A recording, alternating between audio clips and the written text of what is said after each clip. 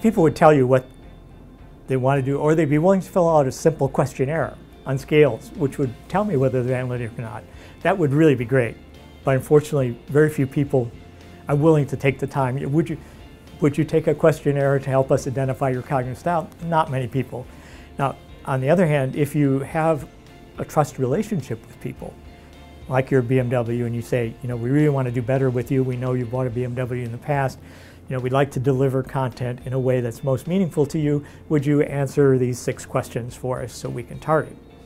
It's a little bit also like opting in versus forcing these on. I like opting in. I like building relationship and trust. And then it is okay to ask that. And that does, in fact, help. Otherwise, technically what we have to do is we get a small sample of people, hundreds, who fill out these questionnaires, and we look at their click stream. And we have to build a model that says, what did they click on the site? And what's the Bayesian probability that they are in this cognitive style from that? And then when we go to new people, we say, oh, that's how you clicked. We're going to estimate you are part of that group. So that works without asking people, but if you could ask them, that would give you much more precise and would also confirm that relationship. You know, that you only do that if I'm being benevolent to you, if I'm doing things that you really want to be involved in. So the whole relationship, trust, data, algorithms has to tie together with a strategy. It's not just a tactical push. Well, marketing analytics, because of computing going up and big data being available, has enabled a lot of new techniques. So artificial intelligence, machine learning, is one whole area. In fact, morphing, as I indicated, taps into basic machine learning. One part of machine learning is deep learning. That's multi-level neural networks. And it's what's driving our image recognition, voice recognition, people like Siri, and how they can talk to you. And it's because they take pixels or elements from a voice stream and go through a deep learning multi-level network to correctly identify the word. So those impacts are great. They're nice interfaces. One of the things we're looking at is, well, how can we go back to this analytic world? Would deep learning, for example, help us identify needs for new products? Because we knew we have to drive innovation.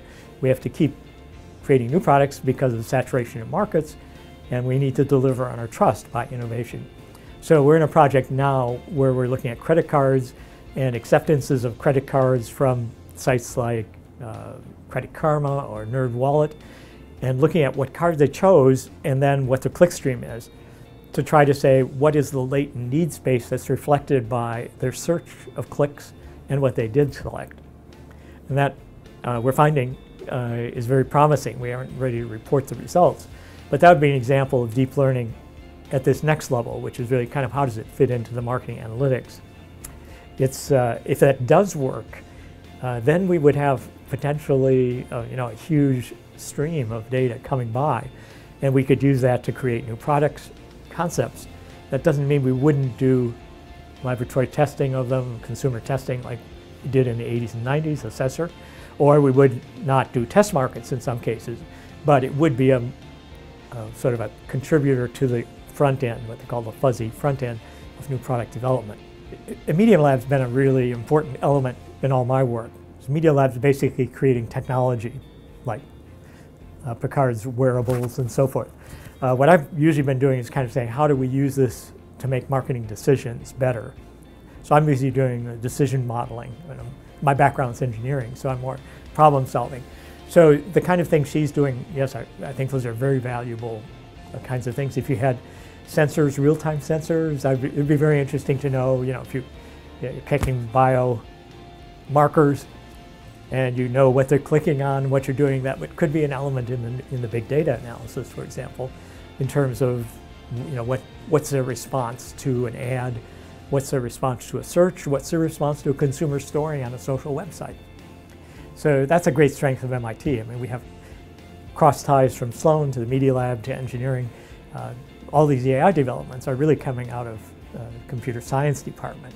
And in fact, some of the Coursera courses I've been taking, because it's new technology. I mean, it's kind of the latest and greatest, and it's kind of been happening for 50 years. We've moved from simple crosstabs and regression to deep learning and individual parameter estimation and multi-level networks. So it's an exciting time.